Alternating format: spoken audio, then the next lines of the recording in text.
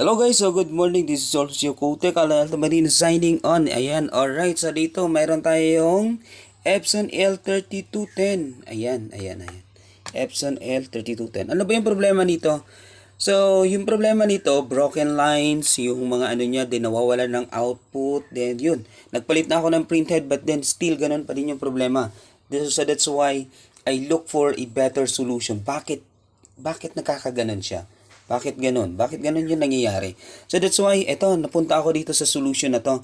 So I remove this, eto. Ito yung part na may mga gears siya wherein dito nagre-reside yung ating printhead. Eto po. Ayan. Diyan nagre-reside mismo yung printhead. Kapag nagki-cleaning siya, so dapat yung ink, hihigupin yan, then papunta dito, palabas dito, sa hose na to, papunta naman doon sa ating waste ink tank. Ano po? So kung manonotice niyo yung waste ink tank niya, so yan, hindi pa masyadong yan, parang kakaunti pa lang yung waste ink niya. So, palagi siya nagpe-perform ng cleaning kasi nadidetect niya na walang output. So ganun yung nangyayari. So that's why ito yung nangyayari sa printer natin. Ayan. Kung manonotice ninyo, yan. So madami ng ink dyan, oh. Kapag nag-print kayo, so madumi na yung ilalim ng yung ilalim ng bond paper kasi dahil dito. Now, paano ba yan nangyayari? Ganito 'yon. So dito kasi may hose yan, sabi ko nga kanina, dito na pumapasok yung waste ink, then hinihigop yan papunta dito, nagsi-circulate yan papunta doon, then papunta doon sa waste ink tank natin. So, kapag barado to, ay yung problema nito is barado to. Ano po? Kapag barado to, ang nangyayari niyan, so dito na lang, hanggang dito na lang yung ink niya or hanggang dito na lang yung waste ink niya or sometimes dito na siya napupunta kaya yan madumi na siya. So yan yung nagiging problema.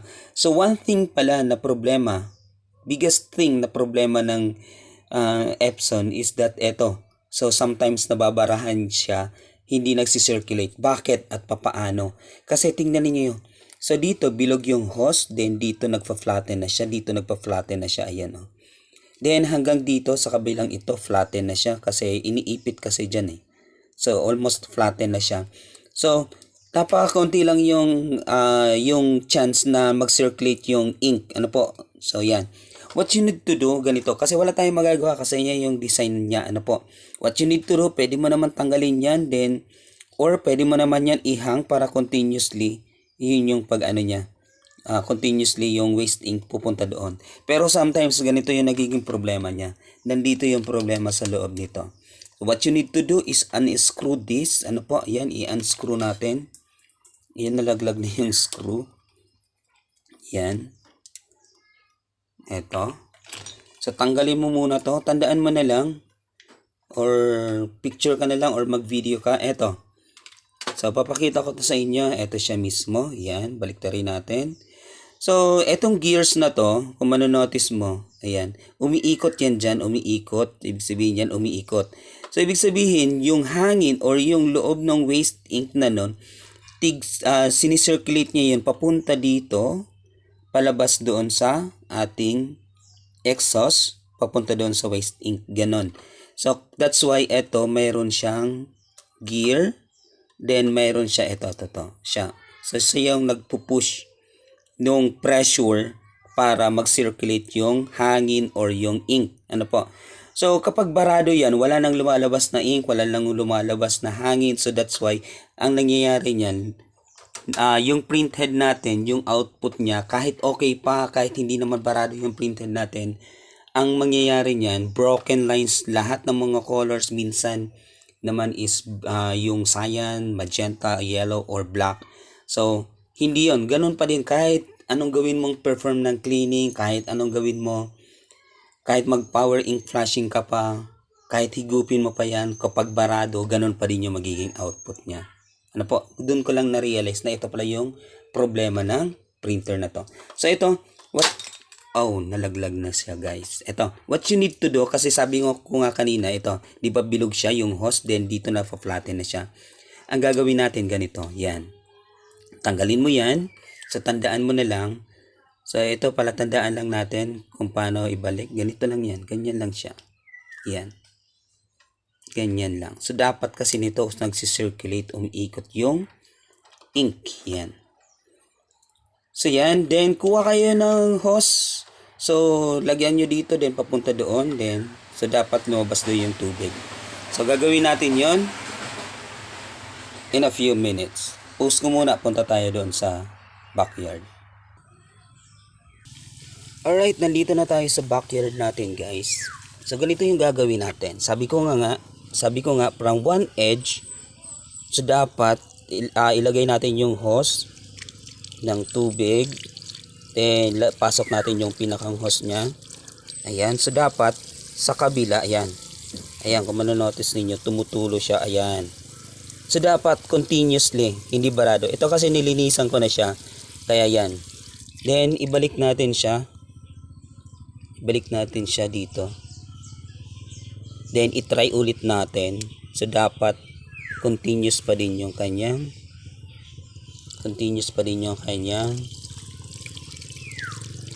tubig paglabas. Ayan, may lumalabas pa din siya. Ayan, guys, kita nyo.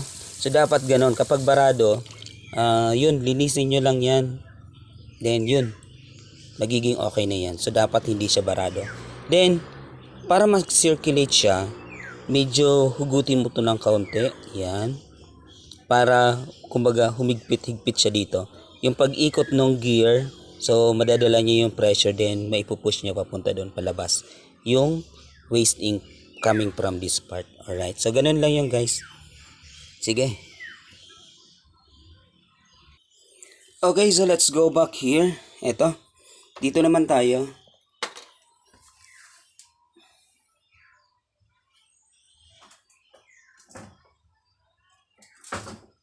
So, balik tayo dito, guys. Yan.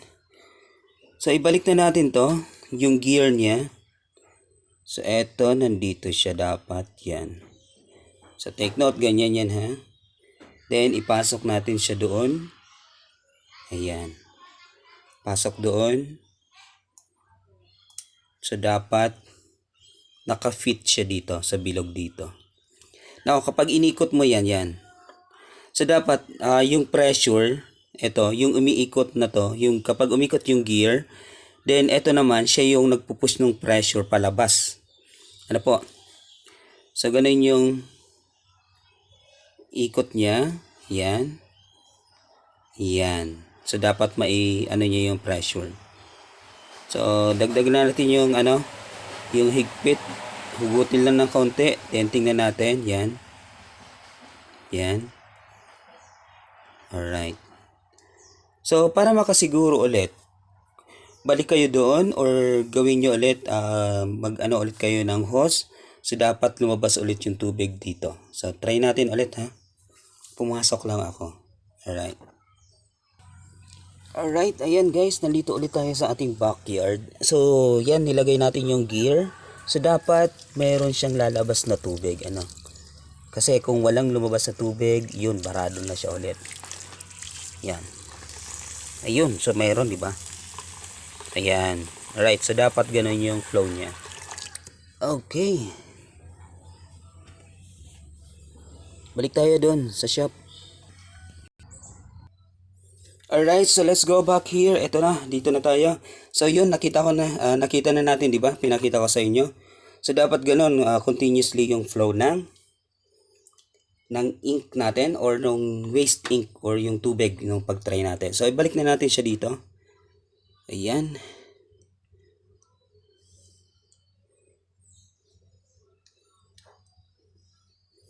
Ito guys, ito nga pala So, linisin nyo na din siya ng tubig. So, iano nyo lang dyan yung hose para malinisan. Ito, nalinisan ko na to kanina pa. So, dinemo ko lang sa inyo kasi nakuha ko na yung pinaka main problem niya. And ito yung pinaka main problem niya. So yan. So bago kayo magpapalit ng printhead, gawin nyo muna to. So possible ito yung problema ng printer nyo. Sige, yan. Binalik na natin. So yun, yung screw. Balik na natin yung dalawang screw. Yan.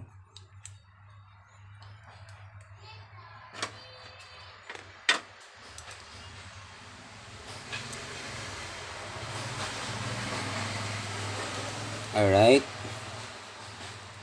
Yan. So this is applicable not only in this Epson model. Ano po, sa lahat ng Epson, applicable to. Basta may printhead, basta may ganito, may hose, may exhaust, then that's it. This is really applicable. And ito, so wag niyong kakalimutan ha. Ito ha. Ito napaka-importante nito din yung spring. So sometimes kapag nagagalaw yan, natatanggal yan. So kaya ang ginagawa ko, hinahawakan ko yan dyan ng ganyan bago ko siya ini-spray ng tubig dito. Then yan. Bago ko siya ini-spray ng tubig dyan. So ganun lang yan. Alright. Sige, balik na natin siya guys.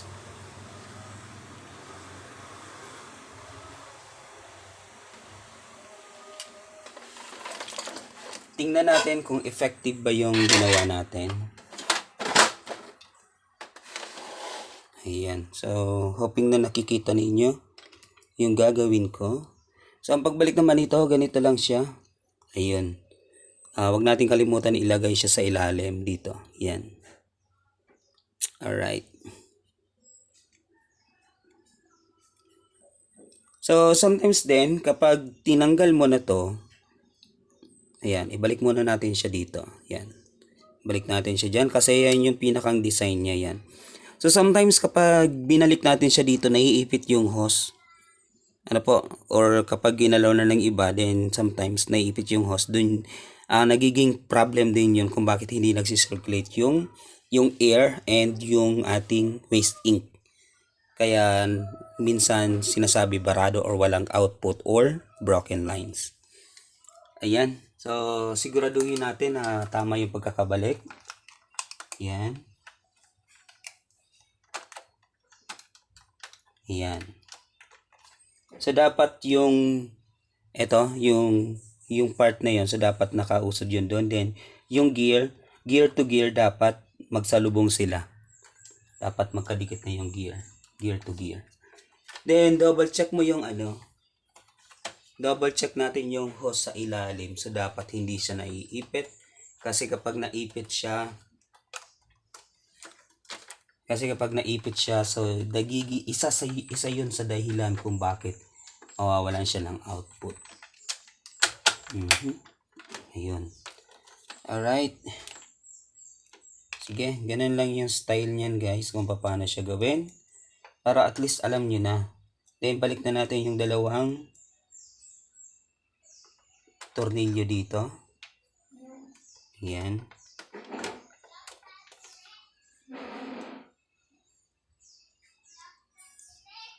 Yan. Then dito pa. Eto, ipakita ko ulit sa inyo guys ha. Ito yung pinakang hose niya. So dapat hindi siya naiipit nito. So dapat yan. Flexible siya. Gumagalaw. Para mag-circulate yung ink natin. Yan. Waste ink na tinatawag. Ito, lagay na natin dito. Yan. Papunta doon. Ito na siya. Yan. So, ganun yung position niya. Then, dito naman. Yan. Ganun. So, para may assurance na continuous yung pag-flow ng ink. So, wag mo nang ipitin dito. Nasa sayo kung iipitin mo pa siya. Pero ako, ginagawa ko, hindi ko na yun iniipit. Para kumbaga yung airflow niya or yung pagflow ng waste ink continuously. So dito hindi ko na iniipit, wala namang problema yun. Ano po, ito yung design niya pero kayo na mismo isipin niyo na lang kung paano siya magagawa ng paraan. Hindi naman niya nakaka-epekto eh. Ganun lang. Yun. Alright. Siyempre, balik na natin yung ito.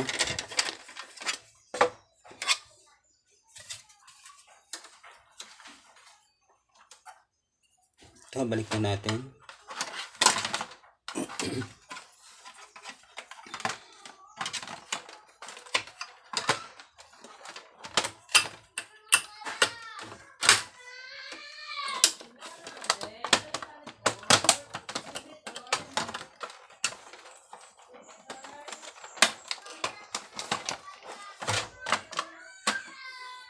Then, waste ink pad, balik na natin. So kung paano nyo tinanggal, ganun din yan ang pagbalik para at least hindi kayo mahirapan. Alright.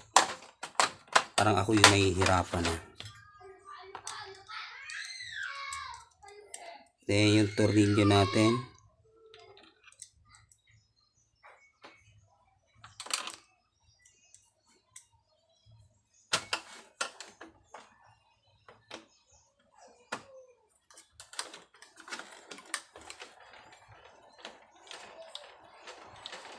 Ayan, so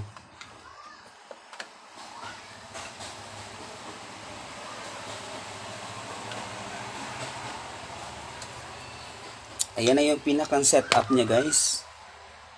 Alright. Ikutin na natin. Then ibalik na natin yung mga connections niya.